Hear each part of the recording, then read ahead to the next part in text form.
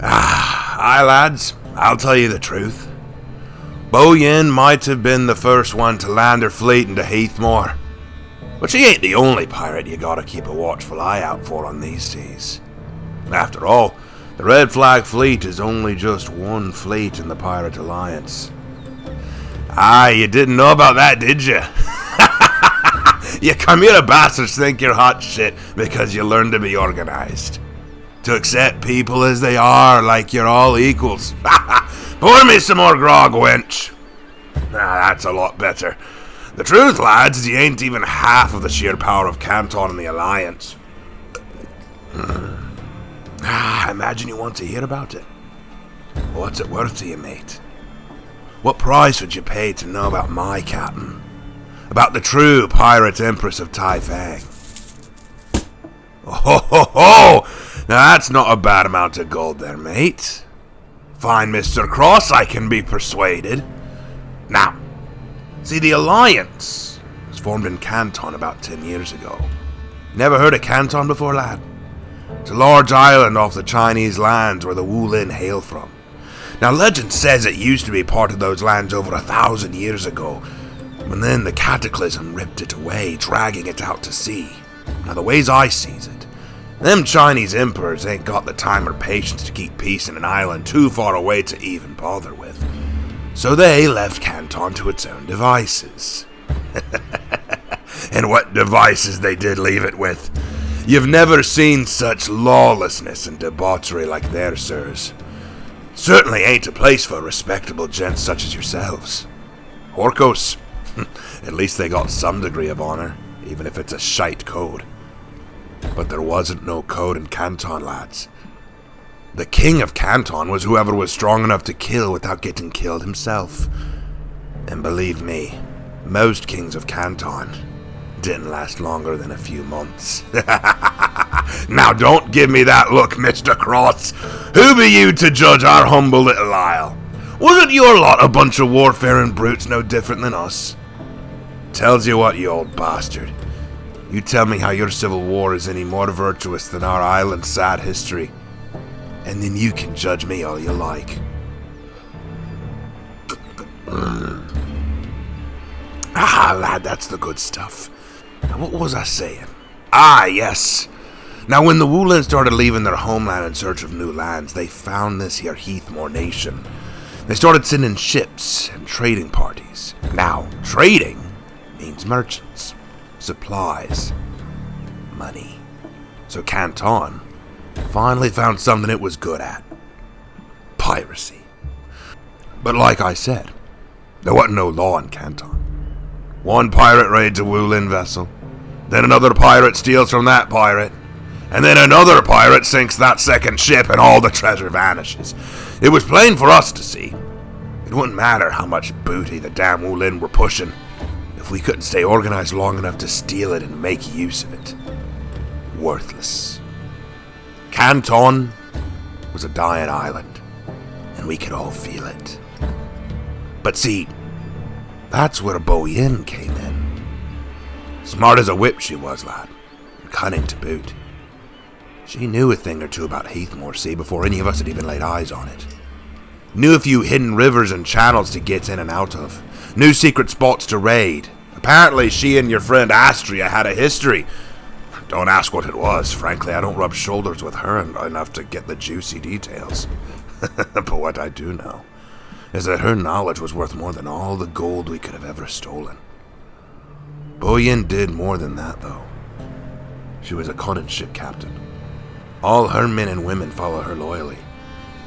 She traveled all around the 7 seas and seen lands, peoples, and things that, well, I could tell you, but you wouldn't believe me, would you? Try it, you say? All right, Mr. Cross. Would you believe there are lands where men dress as giant cats, hunting other men and ripping out their still beating hearts in the name of some mad sun god? Or perhaps you'd believe there are men who fight with green stones and eat their enemies like cannibals.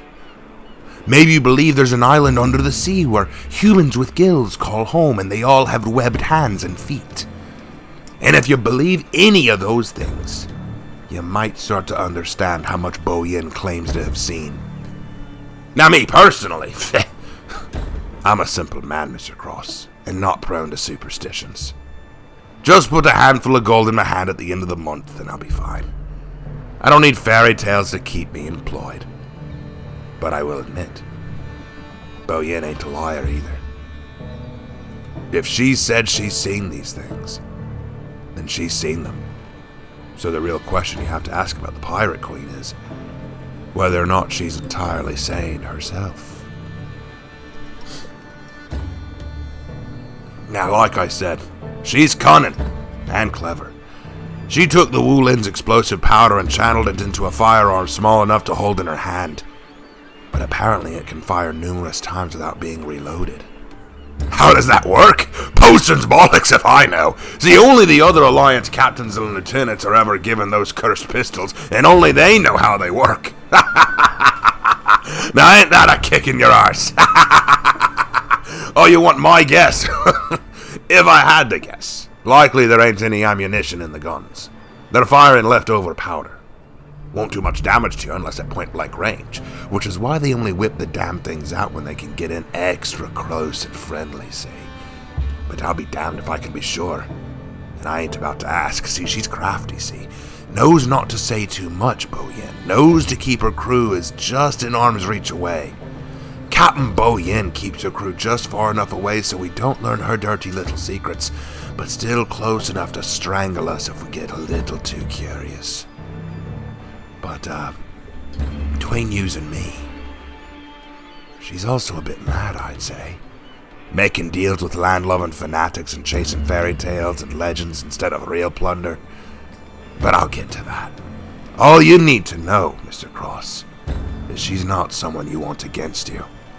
Well, not unless you have another pirate captain at your side, eh?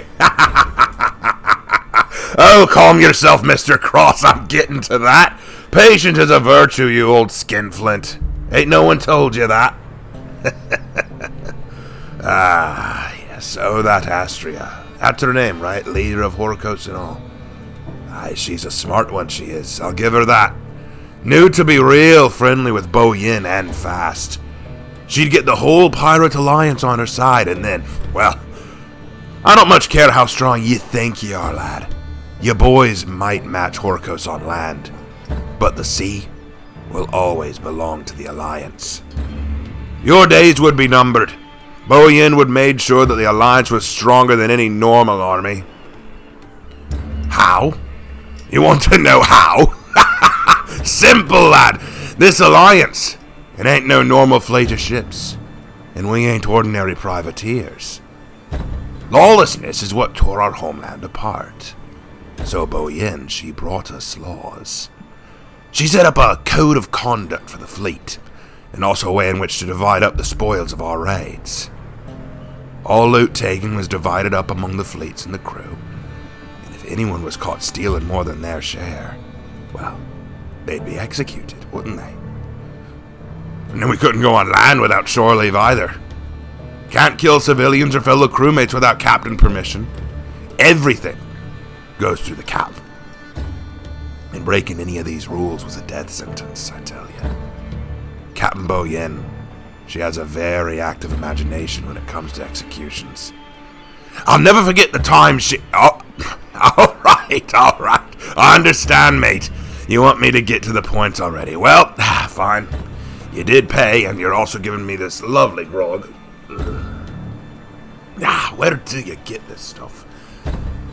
All right, so... The fleet Bo Yin built was nice and all, but it only had about 10 ships to its name. Fine in theory. Maybe good for raiding parties, but to control the whole ocean? No, we needed more than that. So she began recruiting. At first from our humble little island, former Wu Lin warriors who'd been disgraced. She wasn't picky about where you came from, only if you were obedient.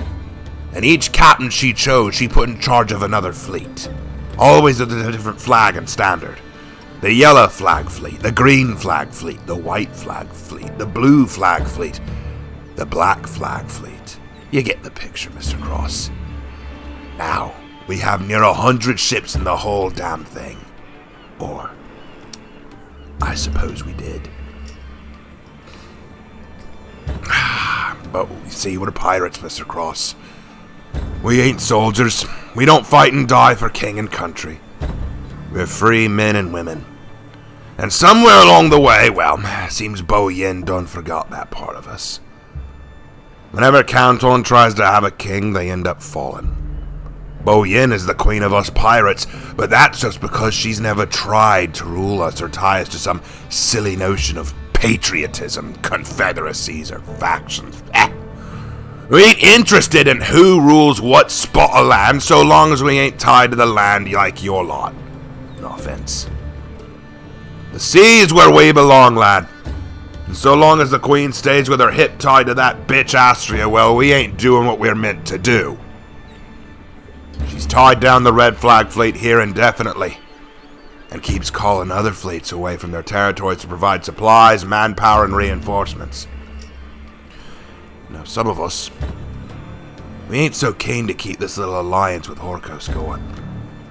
But leaving outright, abandoning the alliance, well, afraid that won't do either. You see, Bo Yin was right about one thing. Pirates we may be, but everyone needs a code to follow. And if Bo Yin will turn her back on the alliance she built to help Astrea, then I think it's time someone else runs the alliance. And that's why I'm here, Mr. Cross. I'd like to tell you about my captain, and the only woman capable of challenging Bo Yin for her place as Queen of the Sea. The Empress of Tai Fang, the captain of the Black Flag Fleet. Her name is Fan Ling.